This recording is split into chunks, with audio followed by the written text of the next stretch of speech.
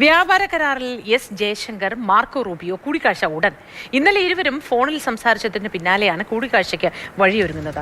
വ്യാപാര കരാറിന് പുറമെ ധാതു, പ്രതിരോധം, ഊർജം തുടങ്ങിയ മേഖലകളിലും സഹകരണമുണ്ടാകും. പി ബസന്ത് വിവരങ്ങളുമായി ചേരുന്നുണ്ട്. Basant, good morning. ഈ മേഖലകളിലൊക്കെ ഏത് തരത്തിലുള്ള ധാരണയാവും ഇന്ത്യയും യു എസും തമ്മിൽ ഉണ്ടാവുക? ഈ വ്യാപാര കരാറിലെ ചർച്ചകളിൽ എന്തൊക്കെ കടന്നുവരും?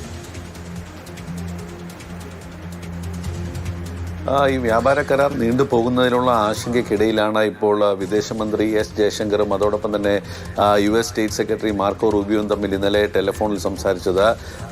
2 ദിവസം മുമ്പ് ഇന്ത്യയിൽ ചുമതലയേറ്റ അമേരിക്കയുടെ അംബാസഡർ സെർജി ഗോർ അദ്ദേഹം ചുമതലയേൽക്കുന്ന സമയത്ത് നടത്തിയ പ്രസംഗത്തിൽ ഇന്നലെ ഈ വലിയ രീതിയിലുള്ള ചർച്ചകൾ ഉണ്ടാകും എന്ന് പറഞ്ഞിരുന്നു. ഇതിൻ്റെ തുടർച്ചയായിട്ടാണ് ഇപ്പോൾ വിദേശ മന്ത്രിമാർ തമ്മിലുള്ള ചർച്ച ഇന്നലെ ഉണ്ടായിരിക്കുന്നത്. ടെലിഫോണിലാണ് ഇരുവരും കൂടിക്കാഴ്ച നടത്തിയത്.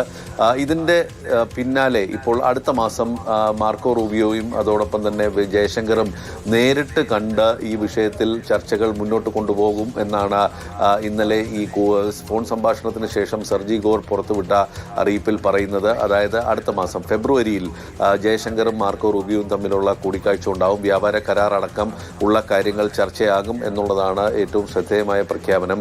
നവംബർ മാസത്തോടു കൂടി തന്നെ വ്യാപാര കരാർ ഉണ്ടാകും എന്നുള്ളൊരു സൂചന ഉണ്ടായിരുന്നു. പക്ഷേ അമേരിക്കയുടെ കടുംപിടുത്തത്തിൽ ഇന്ത്യ ഈ കരാറിൽ നിന്നും ഏകദേശം ഒരു പിന്മാറുന്ന ഒരു ഘട്ടം, അല്ലെങ്കിൽ അത് ഒപ്പിടാൻ തയ്യാറാകാത്ത ഒരു സാഹചര്യം ഉണ്ടായിരുന്നു. അതായത് കാർഷിക മേഖലകൾ തുറന്നു കൊടുക്കണം, അതോടൊപ്പം തന്നെ ക്ഷീരോത്പാദന മേഖല തുറന്നു കൊടുക്കണം തുടങ്ങിയ ആവശ്യങ്ങൾക്കൊന്നും ഇന്ത്യ ഇതുവരെ തയ്യാറായിട്ടില്ലാത്ത ഒരു സാഹചര്യമുണ്ട്.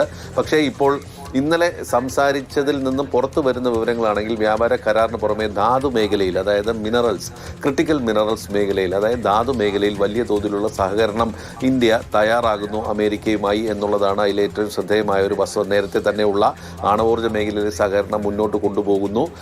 അതോടൊപ്പം തന്നെ ഈ ധാതു മേഖലയിലെ സഹകരണമാണ് ഇപ്പോൾ കൂടുതൽ ശ്രദ്ധ ആകർഷിക്കാൻ പോകുന്നത്. പാകിസ്ഥാനുമായി അമേരിക്ക വലിയ തോതിലുള്ള ഈ മിനറൽ രംഗത്ത് അല്ലെങ്കിൽ ധാതു മേഖലയിൽ സഹകരണത്തിനുള്ള കരാർ ഒപ്പിട്ടിട്ടുണ്ട്.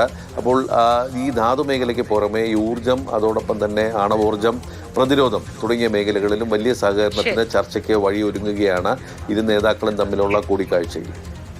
ശരി, പി ബസന്താണ് വിശദാംശങ്ങൾ പങ്കുവച്ചത്. ഇരു രാജ്യങ്ങളും തമ്മിലുള്ള ഒരു ചർച്ചയാണ് നടക്കുന്നത്. വിവിധ മേഖലകളിലെ വ്യാപാരം മെച്ചപ്പെടുത്തുന്നതുമായി ബന്ധപ്പെട്ട ഈ ചർച്ചയിൽ അതുമായി ബന്ധപ്പെട്ട ചർച്ചകളൊക്കെ കടന്നു വരും ഈ കൂടിക്കാഴ്ചയിൽ എന്നാണ് മനസ്സിലാക്കുന്നത്.